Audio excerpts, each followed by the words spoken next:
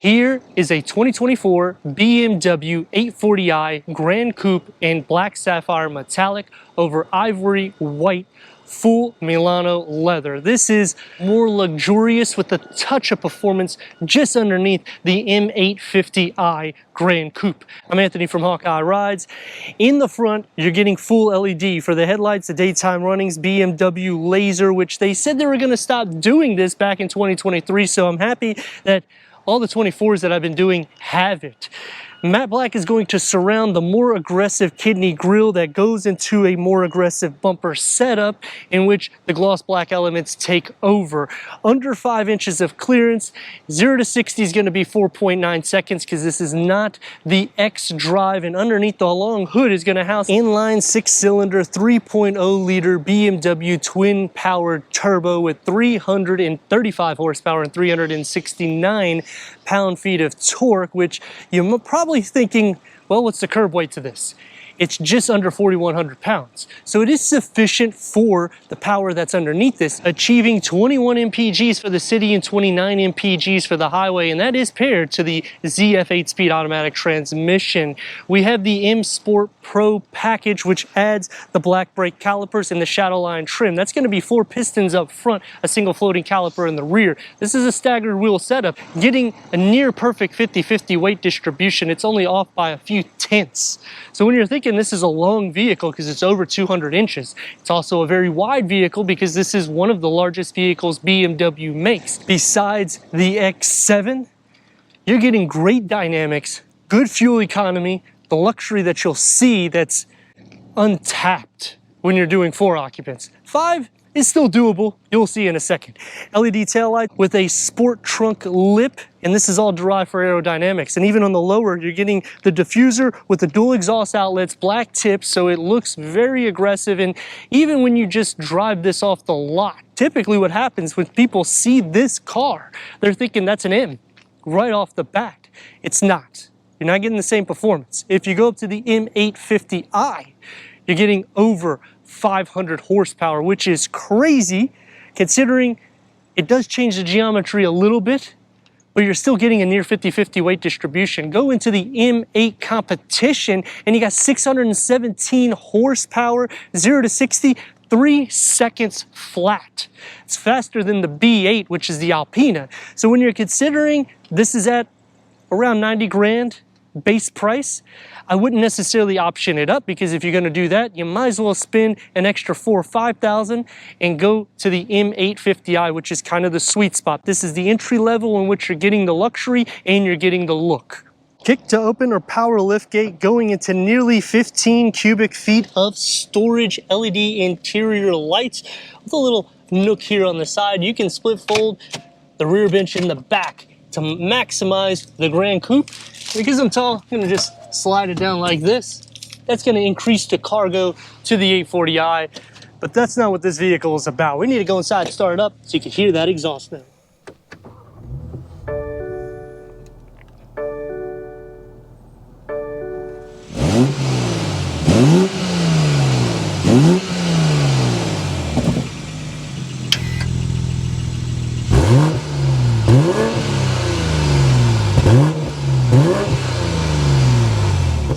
Way power seat adjustment for the front, memory for the driver, heated and ventilated, as well as heated and ventilated for the armrest, and manual cushion extensions. Headroom and leg room. The Gran Coupe is going to maximize leg space for the footwells, and it's a more driver focused setup with a 2-tier dashboard, satin aluminum that's going to brush into the door panels off of the dash, 12.3 infotainment with gesture, touch, Apple CarPlay, Android Auto, Sirius XM, AM, FM, streaming Bluetooth audio. Throw it into reverse so you can see we got the 360-degree reverse camera, full trajectory for the front and the rear. Click the car icon and that's going to take you into the 3D, which you can use gesture, you can use the iDrive, or you can simply touch. Go into the car wash, shows the trajectory for the front with backup assist and automatic parking. Dual climate control settings is up front. Open up the open wood pour to a wireless charging pad, USB 12 volt, and the key fob for the 840i. The wood is going to come around with the leather wrap, the gloss black elements. The 8 is going to be inside the crystal. It's going to be more soft to touch here in the center. Opens up to a USB and a 12 volt. Digital gauge cluster starts off for the driver, and when you change the modes, it will change the design layout to make it a little bit more easier for you if you need it to be more eco-efficient, which I don't think you're going to be concerned about that. Heads-up display, auto-dimming rear view mirror, and 2 moon roofs with a leather wrap steering wheel. It's heated. Multi-function adaptive cruise control, paddle shifts, and the door is going to have the Harman Kardon that's tucked underneath here, but I like how they drifted into the door pocket because they keep the gloss black elements, so it keeps more of a sporty design. It's going to be more sport designed as well for your arms to rest. One touch up and down for the windows. The ambient lighting will run across it, and a long storage pocket with the beverage holder carved out. For the back seats, headroom and leg room. It is a 3-seater back here, but 2 will fit a little bit more comfortably. USB, dual climate control, heated rear seats, air vents, the wood, the satin aluminum, and the ambient lighting with storage behind both of the front seats. Armrests with the storage and cup holders. The door panel will have the power sunshades, which you can do that for every single area on both sides. It's going to have more soft materials that's found throughout with the ambient lighting, but it's going to get more sporty right here with a long storage pocket. Going to attempt to sit into the center. It has a pretty big lip. You will be sharing some feet space, but not too bad. It's a wide vehicle, so button shoulder space, the same thing. Really, the big concern is you'll have to plug anything between my legs, so it's going to be a little uncomfortable.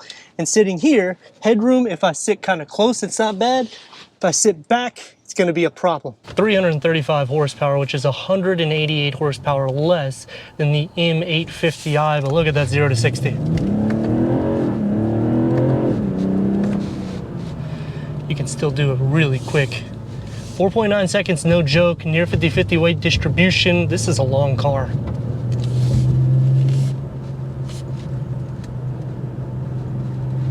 Just hugs the road.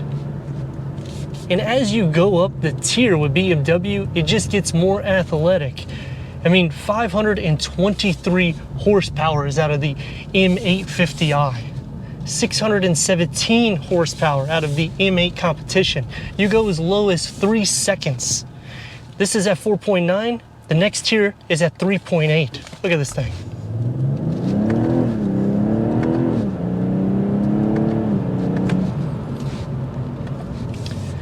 You still get the exhaust note that filters in. It's super quiet otherwise. It feels nimble. The steering has some good weight to it, which sometimes people complain about BMW because they made it more artificial. In the Gran Coupe, it's not so bad.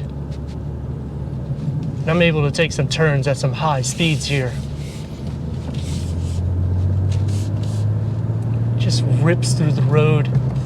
You sit lower because I obviously put the seat in the lowest position, which makes it even feel more of that coupe drive.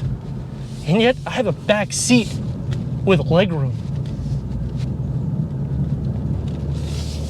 Now it's going to take me to some pros and cons. Starting off with the pros is the luxury that's inside, the quiet ride, and it's still soft. When you go up to the M850i, it does get a little bit more firm for the seats. Here, you're going to feel a lot more luxurious. When you go to the full M8 competition, it's going to be a lot more rigid. You're not necessarily going to feel so much of the imperfections in the road, but you'll feel a little bit more so than you would in this. The windscreen is smaller and sleek, so you always have that sports car feel, and yet it can still be a family sedan. On a con, if this was a hatchback, you would get a lot more cargo space, but then why would you go into the M840i Gran Coupe or even the 4 Series Gran Coupe, which offers that, and it's pretty heavy discount in the price. You can buy one of the M840i's around 20 grand less than this, and you can tier it up, and you're getting over 380 horsepower, which is more than this, and a quicker 0 to 60. So just something to keep in the back of your mind.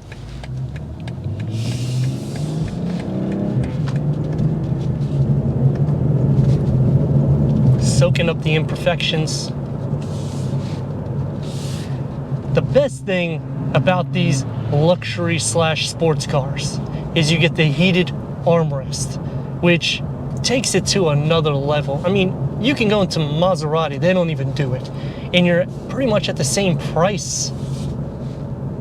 And you have a quick 0 to 60. You have plenty of stoppage because you got 4 pistons in the front. The big problem that I have with the 840i though is I wish that it was at least 400 horsepower, because you do hover at $100,000 price point, in which any vehicle that competes with it, it's going to have more performance. It's going to be faster in the 0 to 60. And what BMW does, they do it also in the 330i. It's not the fastest variant. It actually loses to the majority of the competition. But when you're at a 6-figure price point, you need to just step it up a notch, man. I mean, maybe I don't want 523 horsepower. I just want this with that luxury drive, but a quick drive, and yet still quiet and composed. But I can hear the exhaust when I put it into sport mode. Some more cons about the vehicle is it does have a lack of storage amenities. When you start going into a luxury variant vehicle with performance in mind, the backseat occupants typically have a tray or an area they can store their laptop, just a little bit more cargo capacity. I like that you can fold down the seats though, so you can optimize the actual cargo area. And in the front, the cup holders are a little tight, so it is hard to fit something that's over 20 ounce inside this vehicle. But I have the same problem in my personal Maserati. I can't fit nothing inside except for my Maserati mug or 16.9 ounce bottles. The drive is very comfortable. The seats are comfy. Going against rivals, this does an excellent job with keeping it as quiet in the interior, comparing it to Audi. When you go into the A8, I feel it's a little bit more old school. The S8 livens it up. And I like that they only have 2 variants there, where here, I'm not saying don't do the 840i, but the sweet spot is really at the 850. Me personally, I would go M8 competition, because you get that extra 17 horsepower with the competition, which they give you free now.